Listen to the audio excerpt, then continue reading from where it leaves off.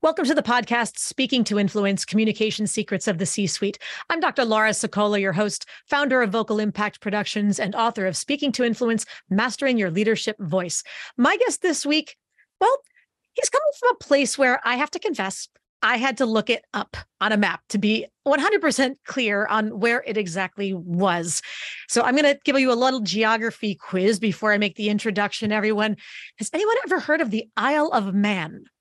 Many of you may have said yes. Now, question number 2, can you find it on a map without asking Google first?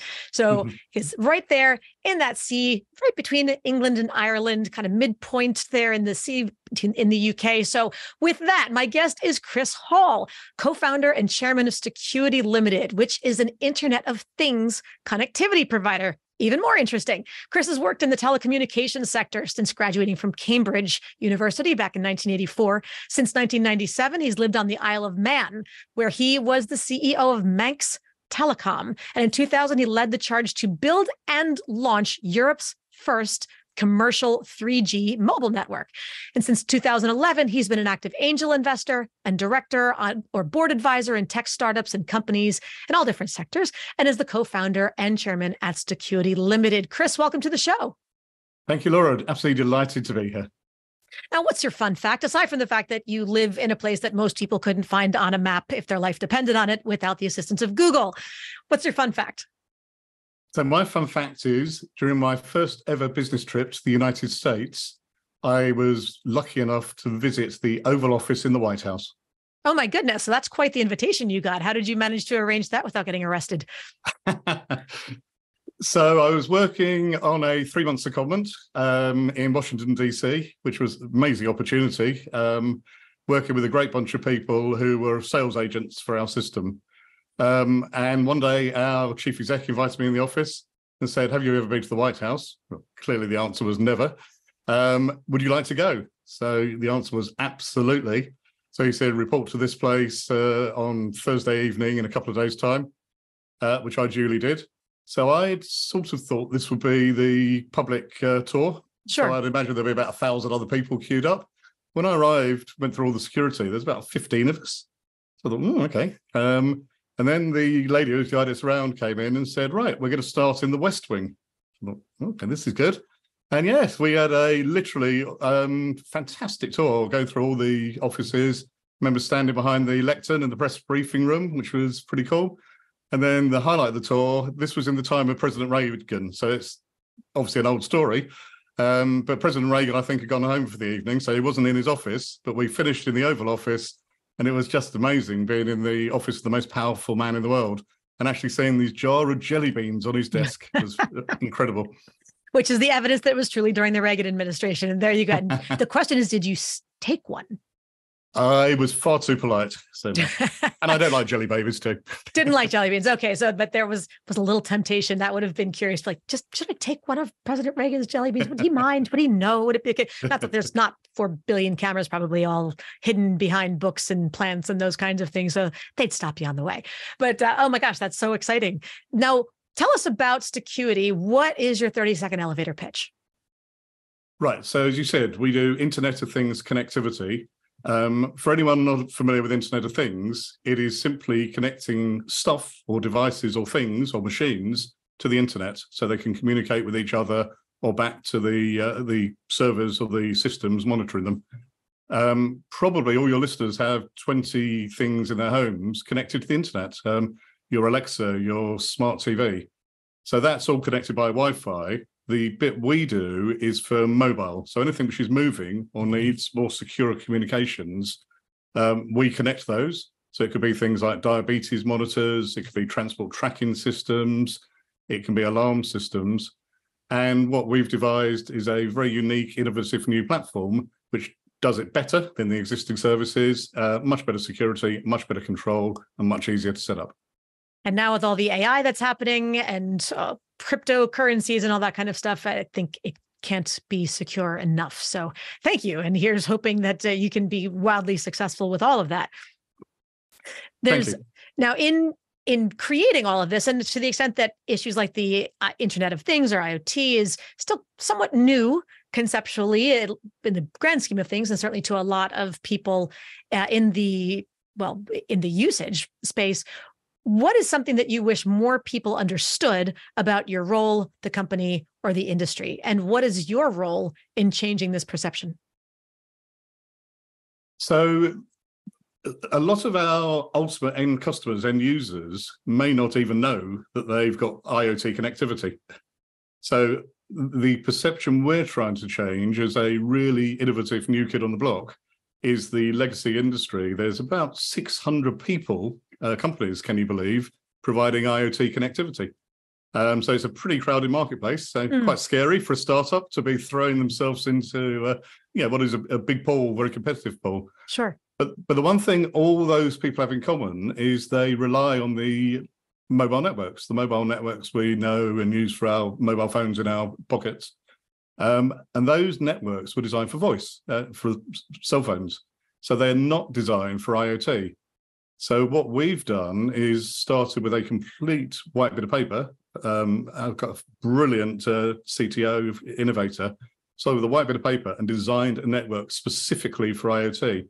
So the perception or the communications message we have to get out there to the 600 people in the sector is you can do this better, and you can do it better, you can do it faster, and you can deliver better services to your end users if you partner with us. So that's my role as chairman, is to support the team in just evangelizing something really new into quite a well-established sector. Do you find that for many of your bigger audiences that they just still don't understand that, and tell me if this metaphor is accurate, but that the use of the original mobile platform or networks that were created with the intention of just being for phone, while yes, we are currently using them for all the other mobile applications now, email and text messages and all those other apps, but to use those networks for these purposes is kind of like bubblegum and duct tape, making them work together, but it's not really the most efficient, the most effective, it's because it wasn't intended for these purposes. That's where all the leakage is, and that's where all the other vulnerabilities and problems come from. Am I understanding this correctly? Well, certainly there is an issue that is, you're absolutely right, that the legacy networks just don't give you the control and functionality you want. I think most people who've been in the industry absolutely get the problem. Mm-hmm. I think the bit we have to evangelize is that they find it hard to believe that 12 people sitting on a rock in the middle of the Irish Sea have actually come up with something which is a step change to do things better. We had a great sales call last week where we'd worked with someone very pitched to someone very respected in the industry and explained our approach. And they said, we definitely need one of those. And they clearly gone away to research the market because they wanted to get one. Sure. And came back to us 3 months later and hadn't found anyone else doing what we're doing. So that was that was great. And those are the sort of discussions we're having. So it is just the classic startup problem, to be honest. How can a small startup actually do something clever when I've got 1,000 people working for me who haven't done it? Right. If it was that possible, why hasn't someone in Silicon Valley come up with it already? Or why hasn't someone in New York or one of the other tech hubs, Silicon Valley, Silicon Alley, wherever it is, shouldn't those guys have figured it out first? What do you know that they don't know? That there's a credibility problem in the argument just based on the who? Is that accurate? You're absolutely right. And the big thing for us is we now launched last month. So now is actually, for the early discussions a year ago, it was pretty much slideware, vaporware. It was now it's real. Now we can give you a SIM card. You can get away. You can fire it up in a couple of minutes, and you can test that it works. So that for us is a bit of a game changer now, and it's really quite an exciting time now as we engage with potential partners and resellers. Yes. And it's interesting because I think a lot of times when we think about founders and startups, there's an expectation, especially in tech sectors and things, that it's the women and the ethnic minorities, and it's other people who will be less likely to be taken seriously if they say, we found I'll say a silver bullet, or we found this, whatever it is that no one else has figured out. There's a tendency to be less ready to believe these things, a bit more skeptical. And yet this is a massive industry that's already there. This is more about a geographic, what's the right word? Underestimation, as it were. And to be, as you said, in a 12 people on a rock in the middle of the Irish Sea, we never think about geographic bias as being something that would come in. And I'm curious, are the other 11 people also senior leaders in the field, or are they a lot of 20-year-olds that would fit more of the model of the tech startup brain children, or something else? We have working with the four co-founders have all worked together in the past. And we're in, at the moment, the very nice situation where really awesome people who worked with us in the past have said, I want to come and join this journey. So everyone has, at the moment, got experience, and which is not to say that we won't be recruiting very, very bright young things as we scale up and grow, because you need a mix. But no, I think one of the really nice things is people are bringing a wealth of experience. But for them, it's really exciting to be working on something groundbreaking. Yes. Because, quite often in our careers, you work on something which is fairly vanilla, and there are 100 people, not 100, there might be 10 or 20 people doing exactly the same as you.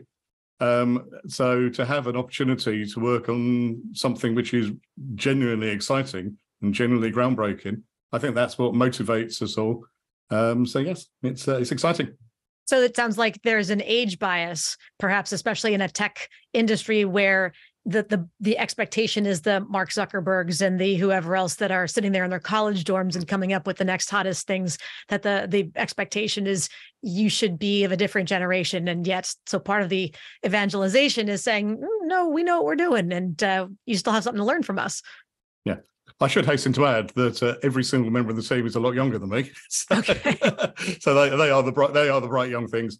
But throughout my career, I've worked in big teams, but some of the most fun I've had is working in small teams. And I'm a great believer that a small team of really motivated and capable people can deliver faster and quicker than a team 4 times the size. It gets bogged down in bureaucracy, gets bogged in politics, spends all the time in meetings. So that's where we are at the moment. But having just completed our fundraising round, we're going to be bringing more people on board to join the journey. Yes. Well, that sounds exciting. And I can't wait to see where that journey goes. And now, in doing all of this convincing and compelling, did you ever think that you did a really great job of explaining something only to have the listeners look at you like a deer in the headlights? Frequently, I'm sure. So earlier this year, I had, as chairman, had the simple task of going out to raise funds so that we could start building the team and fund the launch. And our target was, we didn't want to go to venture capitalists or private equity at this stage. We wanted to do it entirely from angel investors.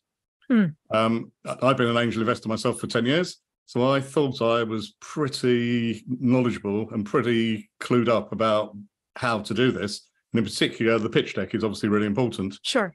So I was very confident I could write a really good pitch deck. So sat down, worked with the team, and produced it, something I was very, very proud of. And I decided to dry run it with a couple of friends who I knew would be quite blunt and would give you honest feedback, because there's no point in nodding and saying it's great.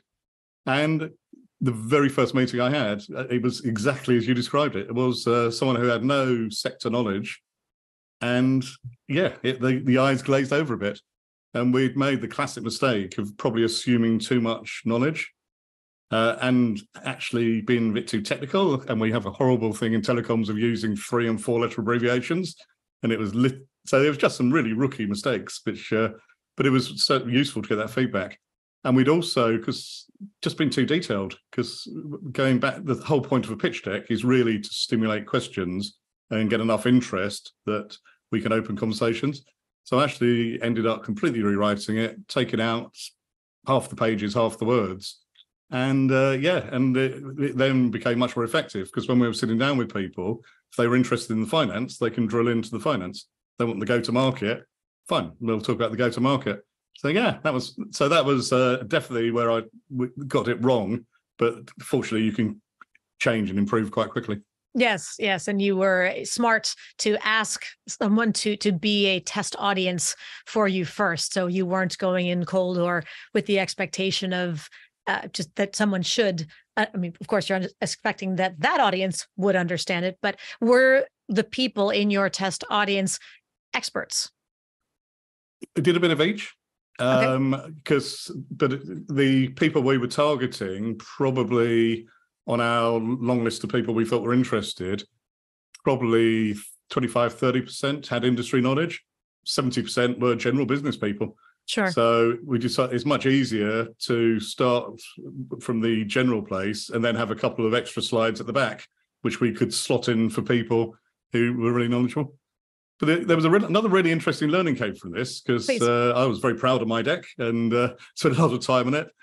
But actually, the real learning was some of our most successful meetings and ultimate fundraisers. We didn't need the deck at all, because our chief exec, the genius who's invented this magic, just has an amazing founder story.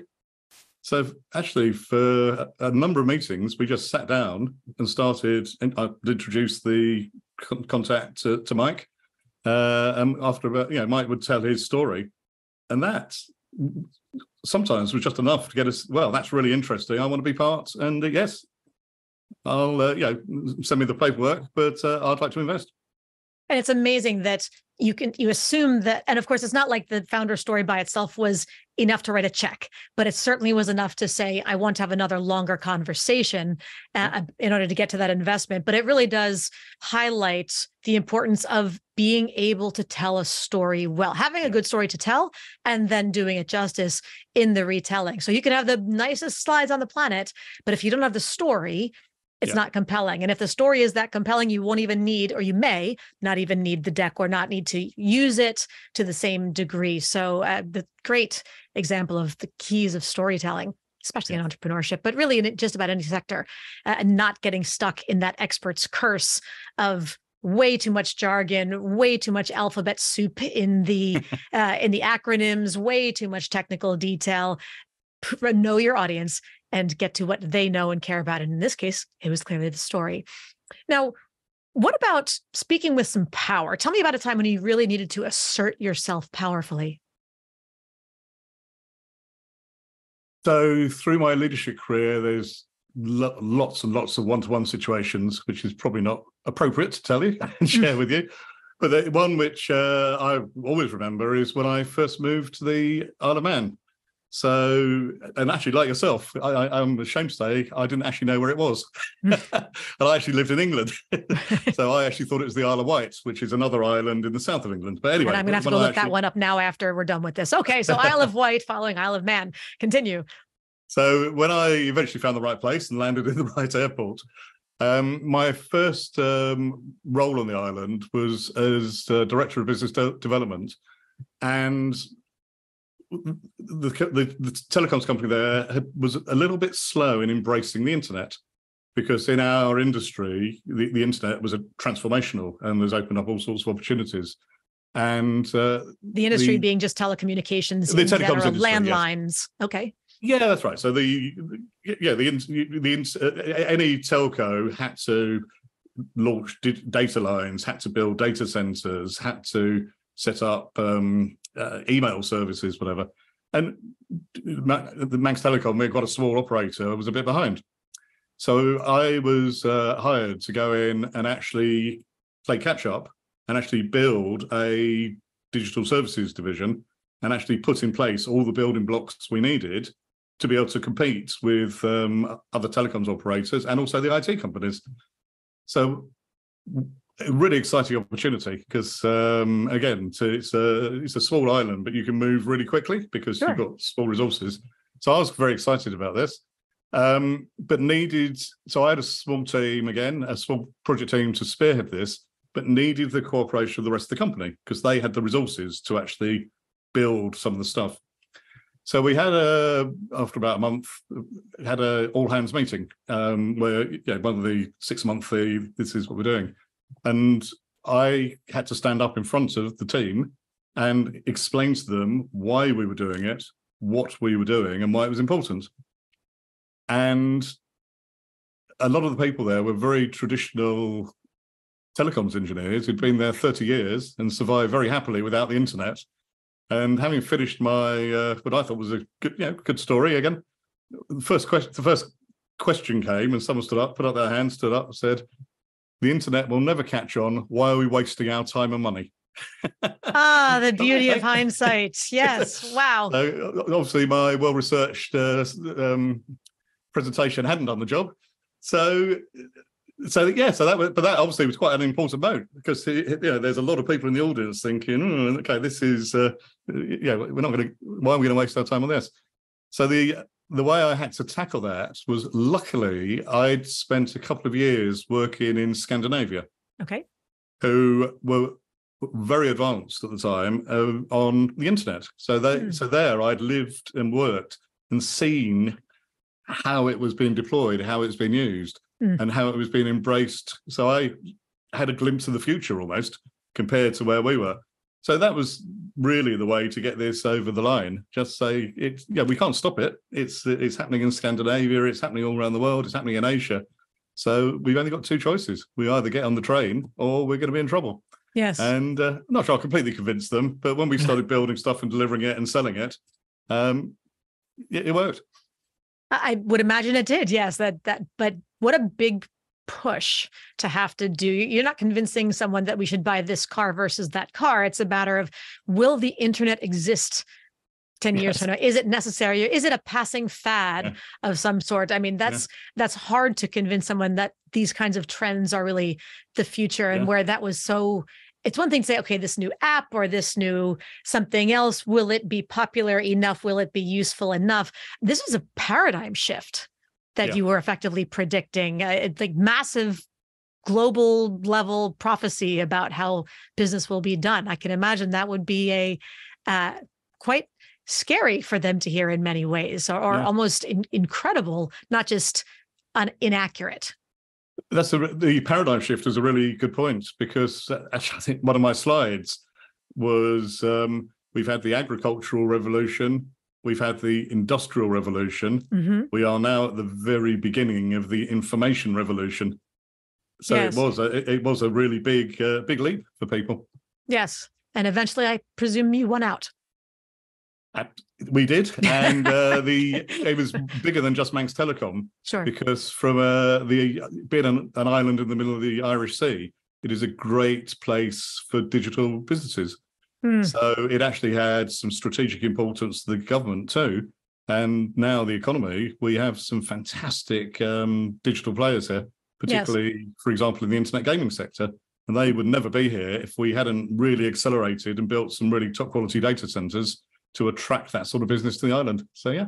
Who would guess that global gaming had some headquarters in the Isle of Man? That would not have been on my top 10 list of guesses.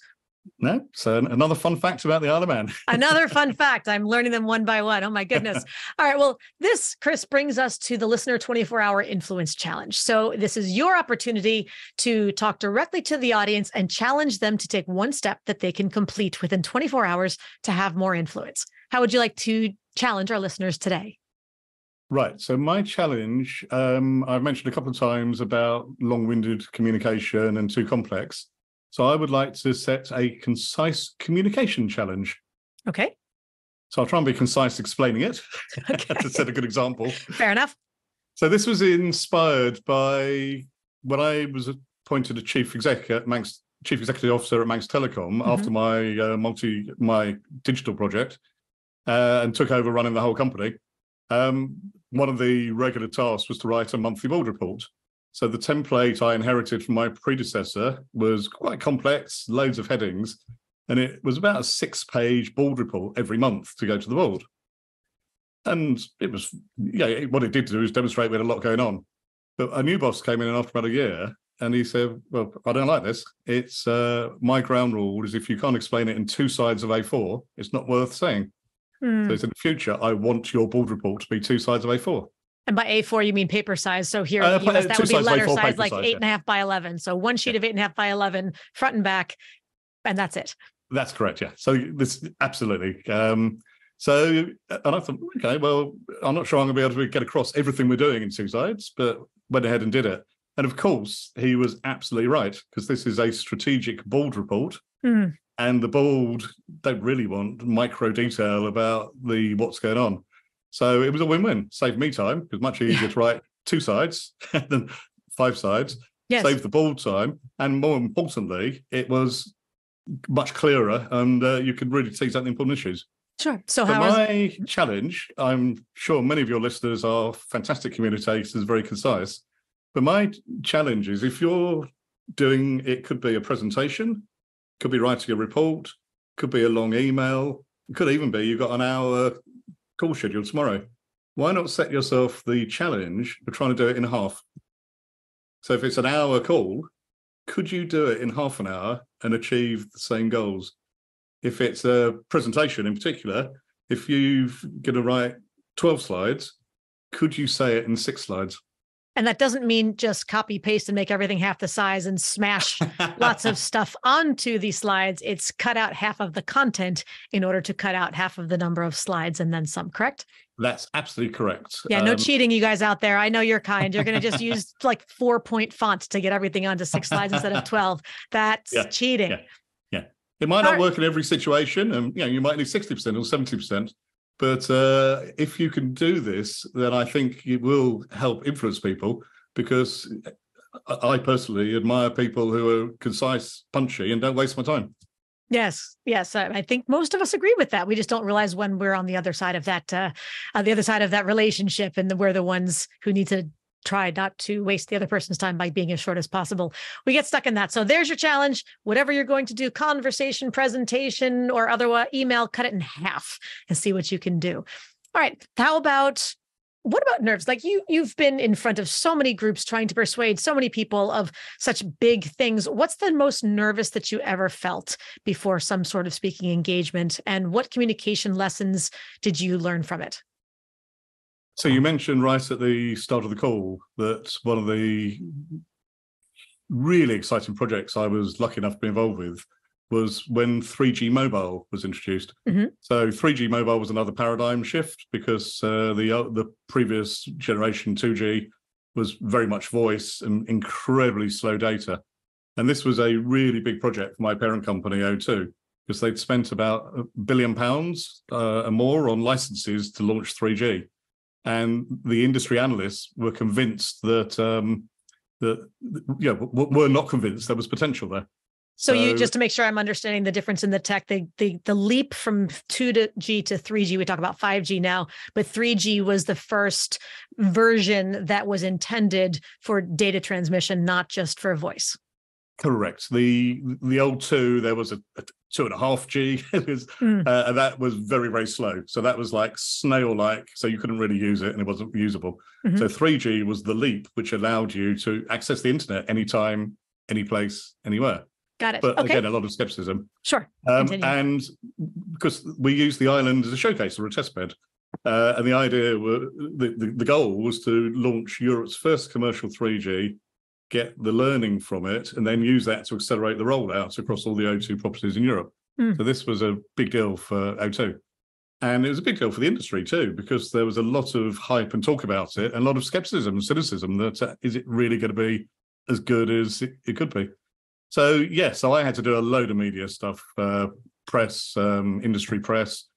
Once was on the BBC 9 o'clock news for about 12 million listeners. But the time I was most nervous was there was another program in the UK called Working Lunch, which was went out at lunchtime, and it was it was a business magazine show, had about 2 million listeners, so only 2 million, so that was all right. But they wanted to do a live interview. So I ended up standing on a mountain in front of one of our mobile masts, holding our lovely 3G handset. The show went on there at 1 o'clock, and in 10 minutes, we'll be here on the Isle of Man speaking to Chris Hall about the new 3G service. So that was pretty nerve-wracking. I would imagine, in front of a few million people. Yes. Live television. Yes. And then just to ramp up the pressure, the O2 press office had made it very clear that they were happy for me to do it, provided it went well. And they made it very clear that if it hadn't gone well, this could be pretty career limiting. Small bit of pressure to add on. Okay, this will be live. You'll be demonstrating new technology. And we all know that even with dumb things like HDMI projectors or those kinds of connections in a conference room that is perpetually used for tech. When we are doing the big presentation and we go to hook it up for some reason, we can't get the Wi-Fi, the two devices don't want to talk to each other, the Teams or the Zoom won't load, something always goes wrong in that minute. So to be standing there on a mountain, hoping that the 3G network will suddenly light up your phone and prove that it's actually working and have you show up well on screen in front of 12 million people, or else the whole project gets tanked. Yeah, that would be a little nerve-wracking, I would imagine. I kept my job, so it must have gone pretty well. I'm glad to hear that. Yes, we're here today. So in terms of the nerves, I mean, nerves are not necessarily a bad thing. You need some nerves to perform. Sure. Yeah. So what did you learn from it? So the way I control, the strategy I had was first and foremost to be prepared, because the best way to control nerves is to be well prepared. And I'd done media stuff, and I'd really sat down, and I knew it was a 2-minute interview, and you can pretty much predict what he was going to cover. So I was well prepared, so that helped. But it still doesn't, 20 seconds before you go live on air. So for me, when I'm nervous, I tend to talk very, very fast. I think probably a few people would resonate with that. Yes. So when we were given the 20-second countdown, all I said to myself was, talk slowly, smile. Talk slowly, smile. Talk slowly, smile. So just really trying to get that muscle memory in my brain. And it went really well, because at the end of the day, I knew this inside out and back to front. I was very pleased with it, and it was actually recorded. And someone the other day did send me. They must have found it somewhere on the internet. Oh my goodness! So, we'll have to see it is there out there if someone wants to find it. So you can judge for yourself. But it's I looked like I knew what I was talking about, and the other thing I learned is I actually really enjoyed it, because I do like being out of my comfort zone. So for going forward in my career, when I've had other high-profile presentations, I thought, well, actually, you know what? This is actually going to be a little bit easier than standing on a mountain with 2 million people watching me. So, yeah, I actually really enjoyed it. And I think that's an important lesson that people should think about. Yes, it's scary to take chances. It's scary to try things new, especially when it is in front of an audience of 12, much less 12 million. But the good stuff is that you might actually enjoy it. You might actually get some good press. You might actually have fun with it. And that's one of my most favorite responses that I hear from clients we've been working on the presence, working on getting good at the media or podcast or conference presentations, et cetera, where there was such nerves in the beginning of fear of, I don't think I can do this. I don't want to do these kinds of things. And then to finish and go, that was fun. Who knew that could be fun? Just the world that opens up when you try those new things. So take that, everybody. Put yourself out there a little bit and have fun with it. All right. Well, Chris, we are just about at the end. So tell us a little bit about how people can learn more about you and Stacuity. So Stacuity, we have a website. So if there's anyone out there building an IoT thing and they want connectivity, just go to www.stacuity.com. You can even order a sim from the website and play around with it and put it into your prototype. And if you want to reach out and connect with me, probably LinkedIn is best. So I'm on LinkedIn as Chris Hall, very common name. So there's quite a lot of Chris Halls, but I'm the one who shows up as non-exec director, and I'm the only one on the Isle of Man. That would have been my guess. If there were actually Chris Halls on the Isle of Man, I would have been a little surprised, but so that's an easy check mark to look for. So thank you so much for joining us today. Been an absolute pleasure. And yes, goodbye, everybody. So, and to everybody else out there, thank you as always for tuning in. Don't forget to subscribe so you never miss an episode. And don't forget to give us a 5-star rating on Apple Podcasts or your platform of choice so that we can help even more people increase their confidence, presence, and influence. And of course, if you want to download my free guide to equipment recommendations for virtual influence, including my picks for microphones, lights, and more, go to speakingtoinfluence.com. I'm Dr. Laura Sicola, and you're listening to Speaking to Influence, Communication Secrets of the C-Suite. Hi everyone, this is Dr. Laura Sicola, and I want to sincerely thank you for listening to the Speaking to Influence podcast. If you love listening to these episodes as much as I love bringing them to you, be sure to subscribe so you never miss an episode, and please go to iTunes right now to rate and review our podcast in order to help us expand our reach so even more people can master the 3 C's to command the room, connect with the audience, and close the deal. Thanks for listening to Speaking to Influence, Communication Secrets of the C-Suite, the show for leaders who want to speak with impact. The hosts, producers, owners, and media distributors of the show make no guarantees that the strategies and information discussed will result in profit or other success and may result in losses. The opinions and statements of the hosts and guests do not necessarily reflect the opinions of the owners, staff, managers, broadcasters, or sponsors of the show. No medical or psychological therapy or personal or professional wellness or relationship advice is offered in the show. You are advised to seek counsel on matters related to your health, family, relationships, job, or other business and legal matters from licensed advisors in those areas prior to making any changes in business or lifestyle. No information provided may be suitable in your situation. As always, take responsibility for the decisions and actions you take, including the reactions they may make in your work, family, health, and life.